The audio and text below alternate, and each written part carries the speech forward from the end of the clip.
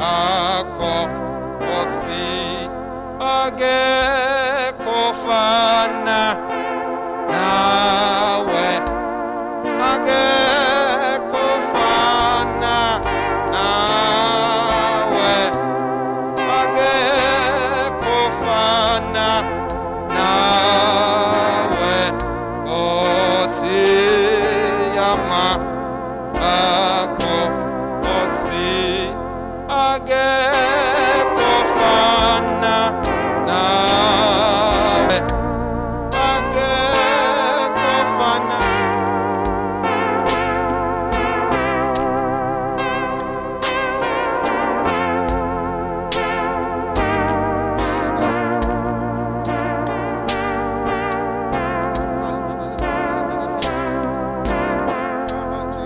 akekho fana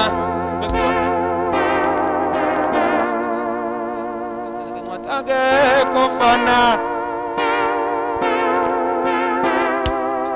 akekho fana ofana nawe Nkosi yama masithatha ithuba nginibingelele bazalwane nonke egameni lenkosi yethu uKristu Jesu amen. Umfana ufikile wakazuma endaweni yakadambuza uzosibambisela i-first session yethu ye-program ngaphandle kokuchitha isikhathi sibingelela umndeni. Ngicela okwamanje ngoba ikhona i-second session ezokwazi ukulandela wonke ama-protocols. Ngicela sibe sesontweni nje okwamanje kithi nje ngibingelela umndeni wasekhaya kamagaye nemndeni yonke ethintekayo. Ngibingelela ubaba umfundisi ubishop usekhona ngaphakathi kwethu. Kukhona nobaba ngaphambili ubaba umnomzana wendawo yakadambuza ubaba uNzimande usekhona ngaphakathi kwethu. Ibandla lonke liphela egameni lenkosi yethu uKristu Jesu amen. Bazalwane ngaphandle kokuchitha isikhathi sizoqalisa iprogram yethu.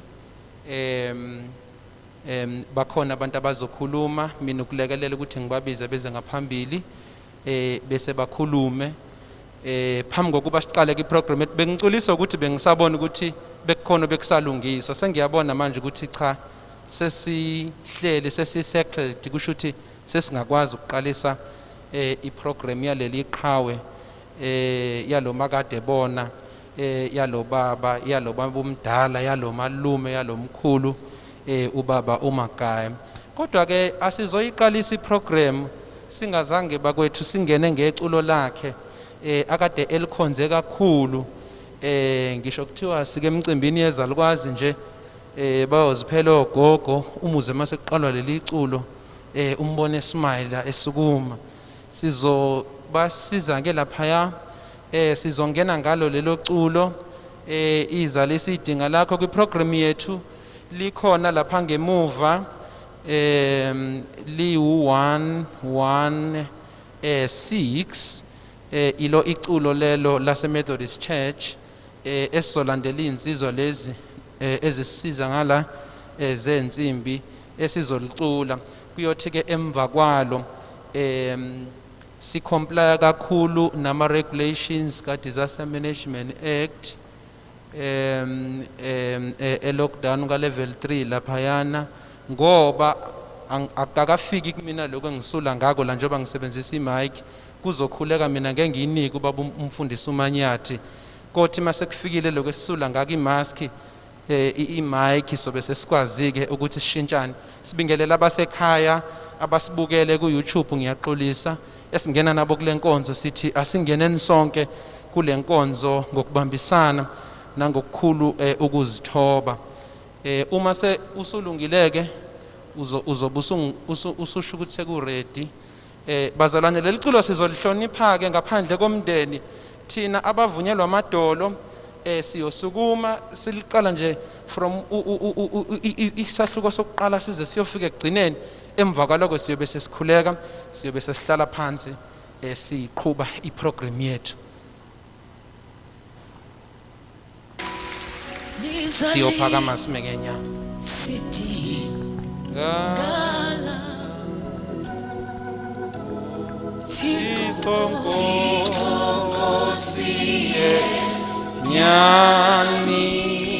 Let's make it a prayer this morning. Zonke inhlangazo izizwe masizuze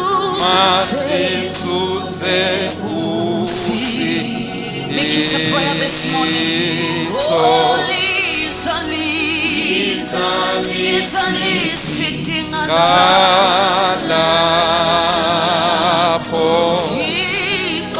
Sikonkosi Nyaniso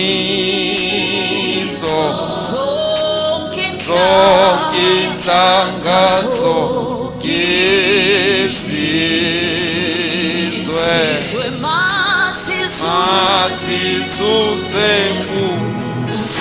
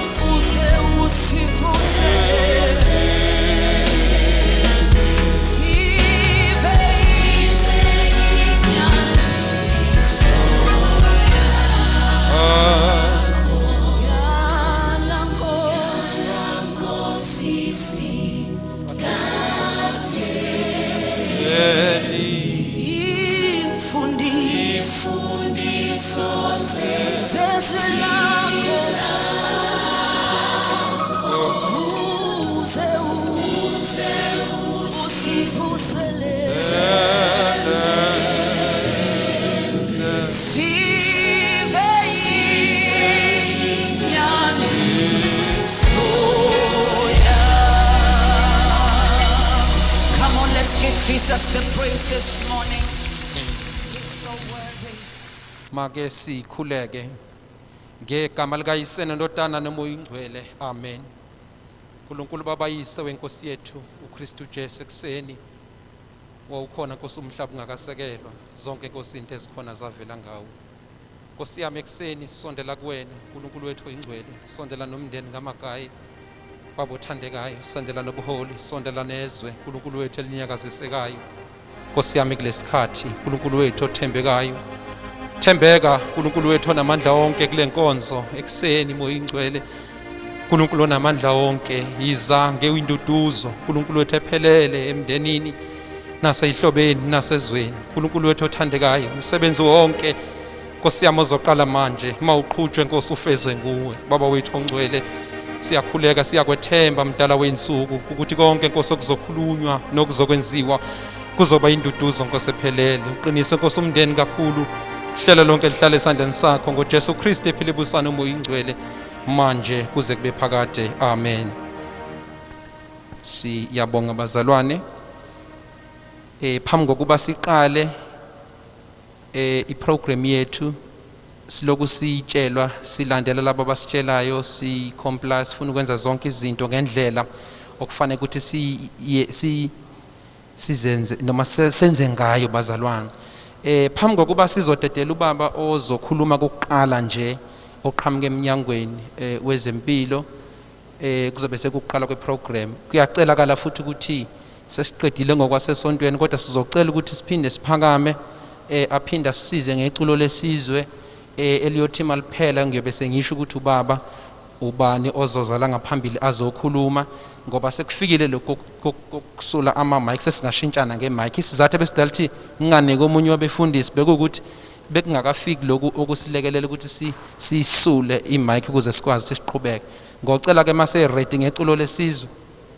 Yes, uma ese-ready ngeculo lesizwe boyothi abafake igqoko besilisa bazethule bese abavunyelwa amadolo futhi ngaphandle komndeni bame ngenyawo lize liphele iculo lesizwe. Kuyothi ke emva kwalo siyobe sesisho ukuthi ubani oqhamuke eminyangweni wezempilo ozobe ezokhuluma lapha kuthina. Usalungisa ke umfowethu ngala eceleni. Yebo bakithi sombongale laduma izulu lingene yeze uJesu fanele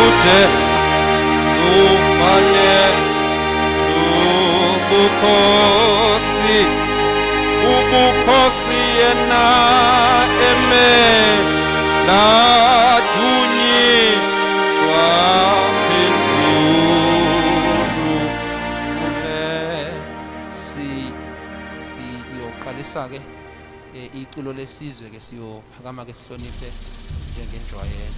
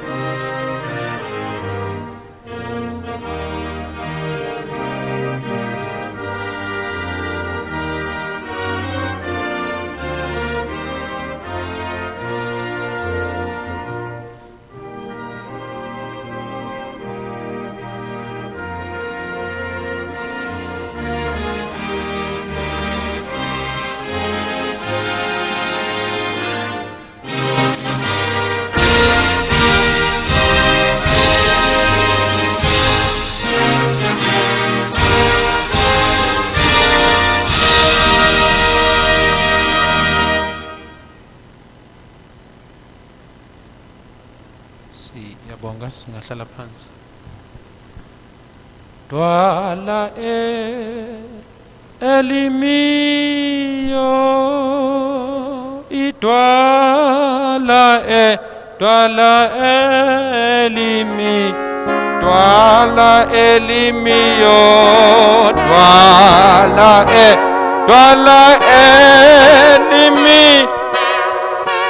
elimiyo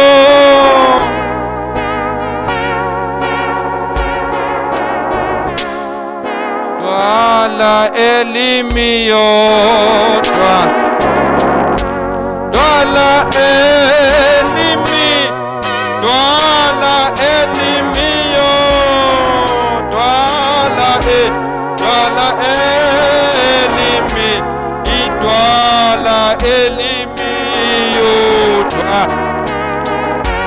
dwala elimi, dwala elimi yodwa, dwala elimi, idwala elimi yodwa,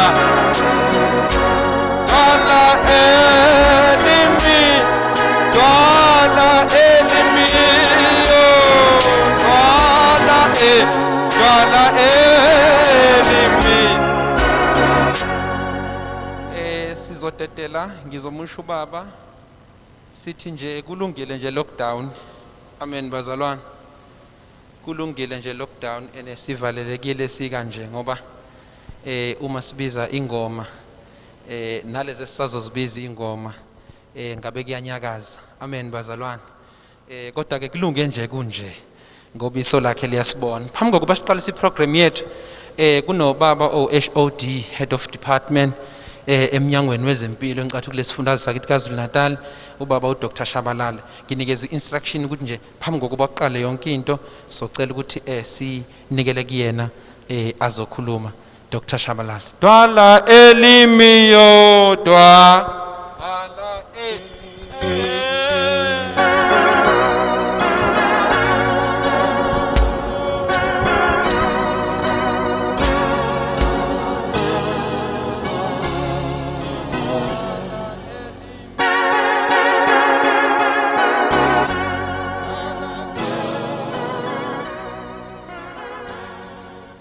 Ngibingelele imndeni, ngibingelele ubuholi bonke obukhona. Ngizukubiza ngeikhundla zabo because of isikhathi. Ngiusandile ngokaShabalala, employed and deployed as HOD wakwa Health KwaZulu-Natal. Ngicelwe ukuthi ngiveze nje kancane i-picture that we are faced with as a province of KwaZulu-Natal in terms of coronavirus and how it is spreading. And I will start by just looking at South Africa. One will not go beyond that. Currently in South Africa, up to umhlaka 28 of July, we've got more than 159,000 people asebene coronavirus confirmed. Labantu esibabalayo, we are counting them excluding laba ama test abo asesema laboratory that may be coming out today. But the worrying part about us as a province, ukuthi, we are now number 4 in terms of provinces that are affected. We are following Gauteng, kube i-Western Cape, kube i-Eastern Cape, bese kuba ithina. Now, Gauteng is standing at more than 164,000 people. Western Cape is standing at 92,000 people. Eastern Cape is standing at 75,000. We are standing at 68,000. The other worrying part, the numbers, the increases, ayehla kwamanye ama provinces. Abantu abathelelekayo bayehla kwamanye ama provinces. In our provinces, we are now seeing ukuthi on a daily basis we get to have more than 2,000 people being registered as confirmed coronavirus cases, which means in our province abantu abathelelekayo bayanda kunamanye ama provinces, ikakhulukazi lawa u4 engikhuluma ngawo. Ngalolu suku nje kuphela lomhlaka 28 we registered abantu about 27 abashone ngenxa ye coronavirus in our province. But the total number of people asebeshonile ngenxa ye coronavirus bawu 712 that have been registered. Angikuchazeke lokho. Kuyenzeka abanye ukuthi bashona before we even know their results. Abanye kutholakala ukuthi uma seshonile imasazi ukuthi kanti one of the problems that they had was coronavirus, which is worrying as well. Then uma ngibuya ke manje ngiza eMgungundlovu wonkana, as of today uMgungundlovu is sitting at 9,780 people confirmed ukuthi bane coronavirus. Now this is worrying because for the past 6 weeks besithi hayi Mgungundlovu uza kahle bekuyilembe neTheku eliswarishayo. Suddenly the numbers in Mgungundlovu went so high such that we are now sitting at the number engiyishoyo more than 9,000. Now again I will impress, this is a number of people that have been confirmed, not the number of people ama results abe sisawalindile. The other worrying part ukuthi eMgungundlovu njengamanje on a daily basis i-calculation yethu ithi an average of 297 people get to be infected by the virus. But siyazi ukuthi i-virus does not move. I-virus will be here bese kuba ukuthi how do we behave, then it will spread as such. Abantu asebeshonile eMgungundlovu nje kuphela out of the virus we have registered 101. Now this is between umhlaka 5 March and 28 of July. But sifaka lezo zinsuku nje we know ukuthi ngo-March nango-April there were no deaths eMgungundlovu due to the virus. But from May onwards we are seeing death almost on a daily basis. Okusho ukuthi singathi it's between 5 and 28 July, it's 5 March and 28 July. Kodwa kahle kahle when you zoom into Mgungundlovu, you can say it's between May and 28th of July, which is not a very good thing at all. Now, yingako sikujabulele mphephethu ukuthi sicelwe njengomnyango wempilo ukuthi asixoxe lento kuzo indawo ezinje. One, ukufaka imask protects you and protects umuntu oseceleni kwakho. Ukufaka imask is the best thing that we can ever do. Two, ukugeza izandla nokusanitize lokho esikwenza eminyango is another best thing that we can ever do on a daily basis. Kade sasikhuluma ukuthi the best thing that we can do ngokwezempilo is to prevent than to cure. Now ukugeza izandla is one of those things. The other aspect ethi kukhona indawo ekufanele si-avoid ukuzithinta very frequently, umlomo, amakhala, amehlo. Isizathu ukuthi vele i-virus ingena through these areas kakhulukazi emzimbeni. I-virus ithatha i-distance. The reason we are saying abantu abahlale kanje, it's because i-virus iyakwazi ukuphuma kumina and then it-travel 1.5 meters. After that ibe isishona phansi.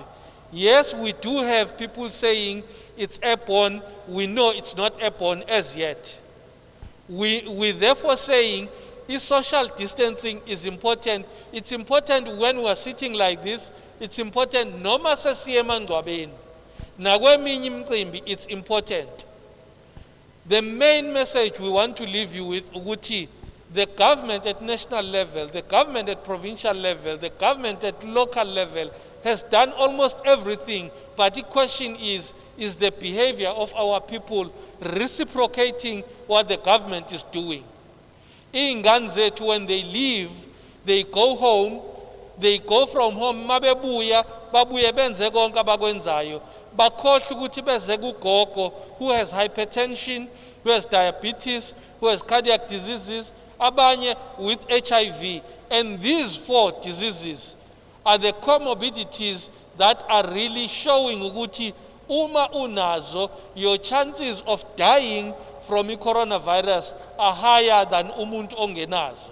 So it's important therefore ukuthi even if you are far from ugogo, behave in a way that will ensure ukuthi you do not pick the virus anywhere bese ubuye uzoyishiya kugogo obezihlala lekhaya. It is for that reason that we also saying, even when utshwala sebubuya buvulwa, asiyeke ukubujabulele ngazathi iyona into esiphilisayo.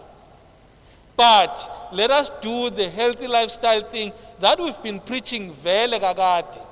Let us go back and make sure ukuthi sidla ukudla okuyikona, so that we do not have that BP, we do not have that hypertension, we do not have those cardiac diseases, we do not have that HIV. Then sizokwazi ukuyinqoba this coronavirus. Other than that, we are going to have a problem. At the end of the day, the government is doing everything, but are we doing everything that we're supposed to do? That is the message one would want to live in this. And siyafisa ukuthi sizwelane nomndeni nezihlobo zonke engathi umsebenzi ungahamba kahle. Ngiyabonga.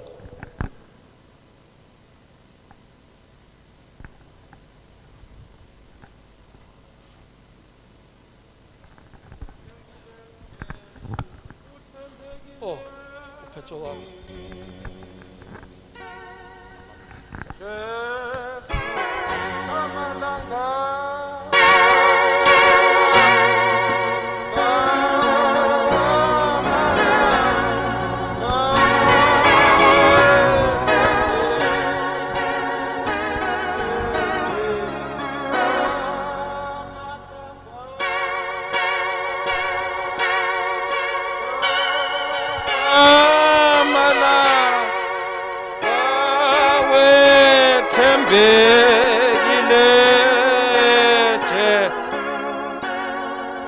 Siyabonga bazalwane kwinhloko yomnyango wezempilo ukusiqwashisa, sibonge necompliance nathi niyabona ukuthi senza lokho singajwayele kuumshikashika kodwa kubalekile bazalwane kakhulu ukuthi sazi ukuthi isiphi isimo isifundazwe sakithi neregion nalasihleli khona esibhekene naso ukuze senze sure sigcizelele nje futhi ukuthi sizame ngempela ukulekelela ukuthi nathi siyigcine kakhulu imigomo. Engicabanga ukuthi ke ubuholi bethu busebenzile kakhulu, kunzima, akuyona inkonzo yamagaya engabe yamagayele ukube kuthiwa asizama ukucomply, futhi nawe umuntu obedisciplined kwi-movement obethanda ukuthi comply nezinto. Sizongena ke manje ohlelweni ke bazalwane mundeni zihlobo olaphambi kwami. Ngiyaxolisa ukuthi abanye iprogram abanayo, kodwa lela kumini iyafana lokhu nje ngikushoyo ngoba kuyikona. Sibuka ke nento yesikhathi bakwethu ekhona phambi kwethu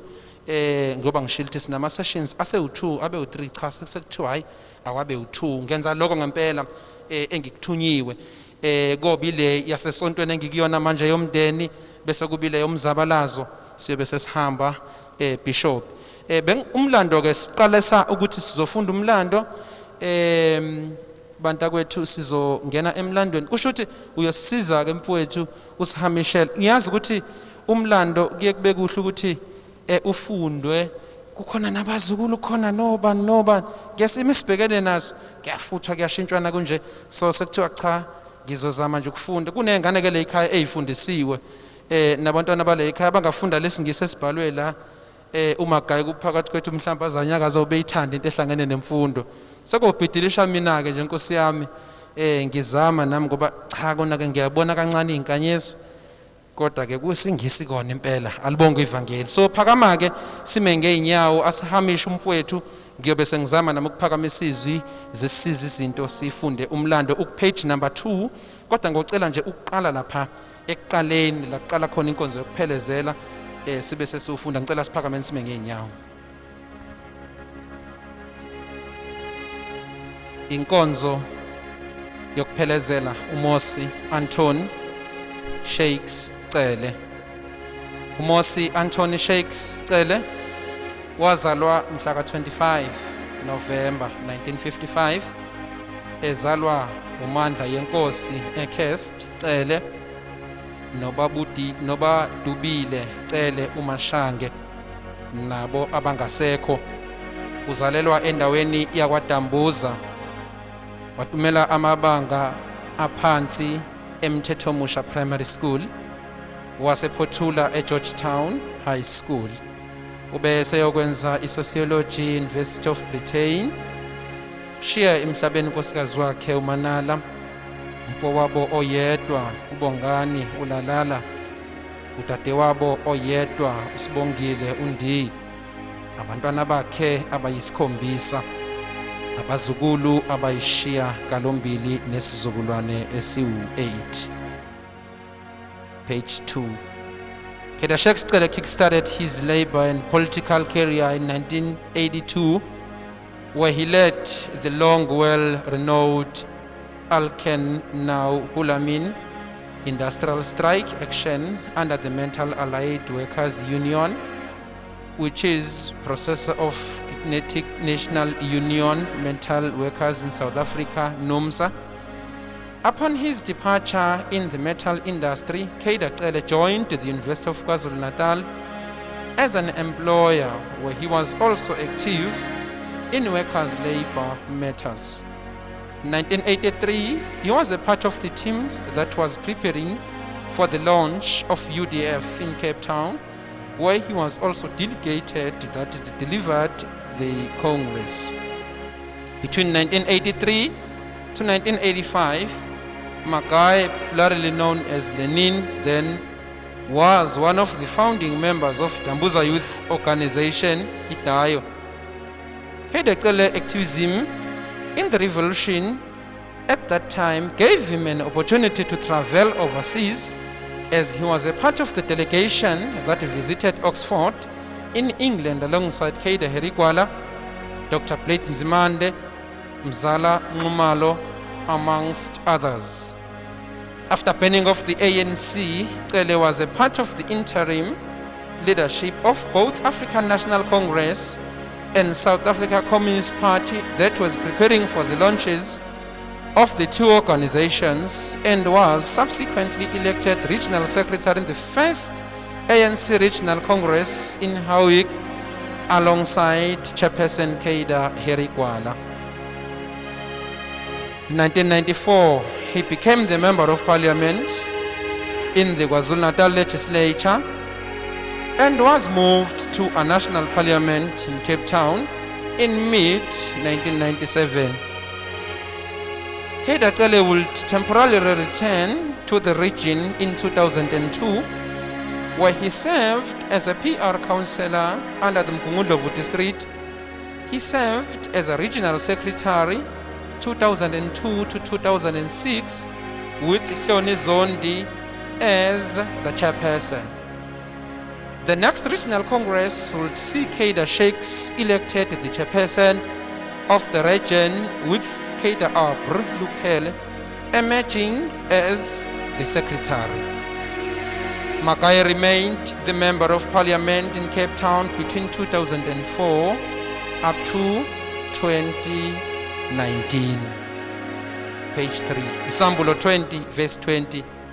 Ngabona abafileyo abakhulu bemi phambi kwesihlalo sobukhosi, izincwadi zavulwa nenye yavulwa eyokuphila, neyabafuleyo bahlulelwa njengakulotshwe encwadini ngokwemisebenzi yabo.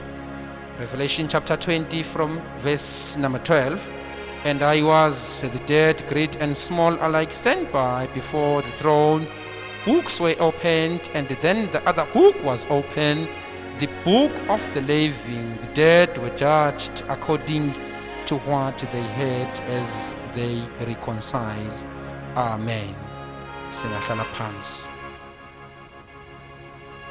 Ukholo lwami ngonyuka nalo, ukholo lwami ngonyuka nalo, ngiluba bengesandla ngiyongena nalo ekha.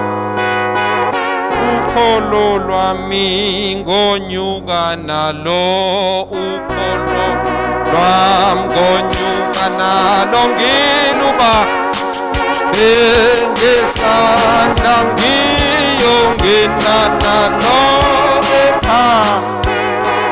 Ukholo lwami ngonyuka nalo, ukholo lwami nalo, ngiluba bengesandla ngiyongena nalo ekha. Ukholo lwami ngonyuka nalo.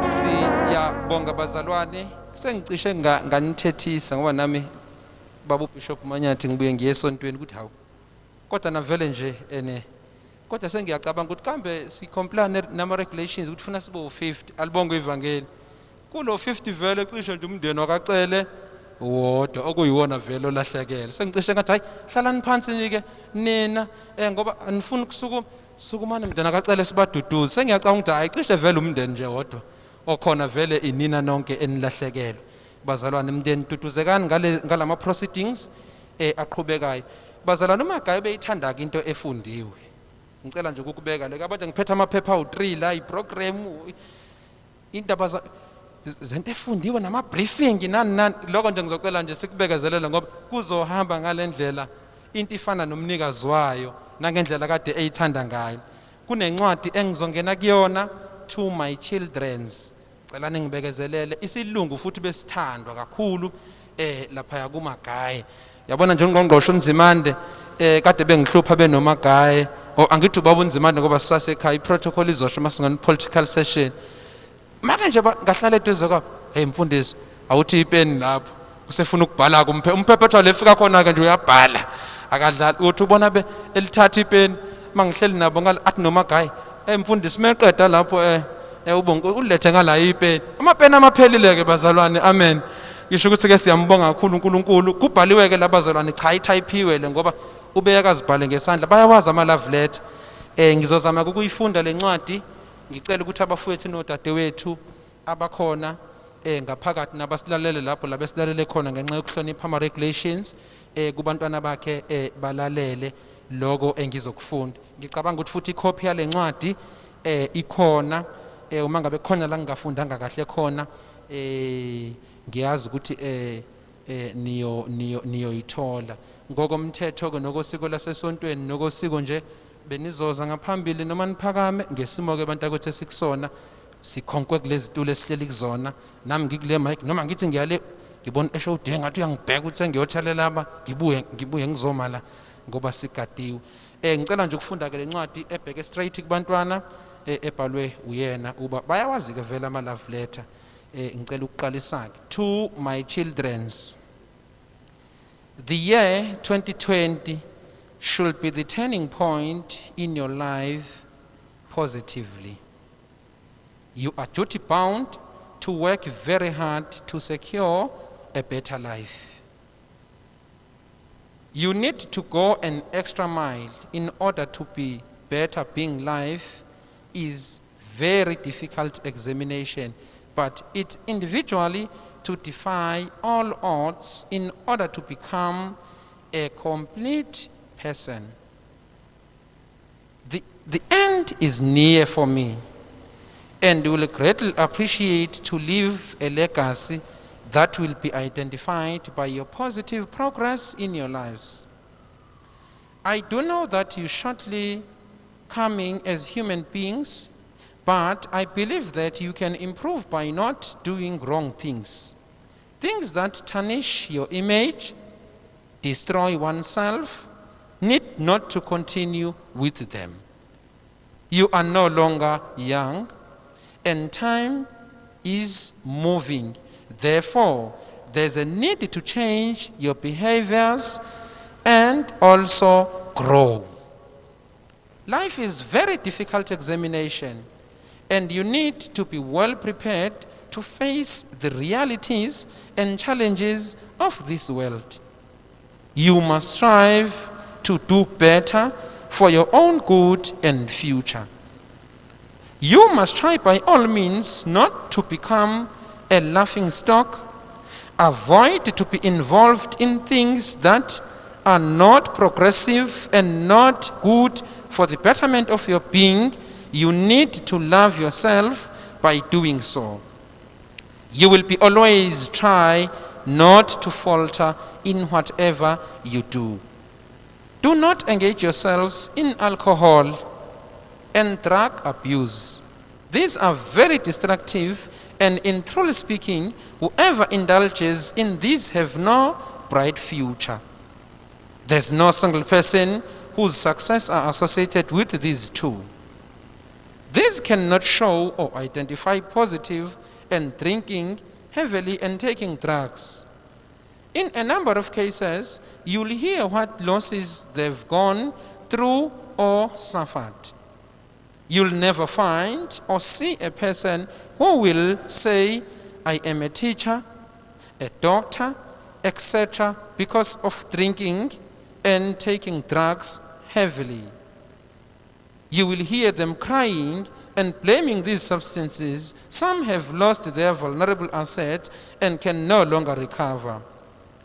It is for this reason that I felt duty bound to appeal that you change your behavior and character for the better. You still have a chance and time is still with you.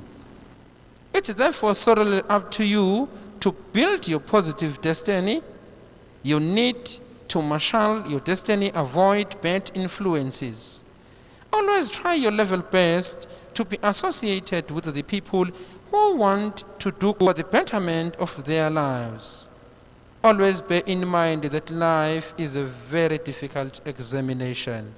Individual to work hard in order to achieve good result for his or her life. I have entered the last mile of my journey, and I am very thankful to my late parents and the community of KwaDambuza for their contributions to my updraiving. I might have not fulfilled my parents' wishes regarding the education, but substituted with working for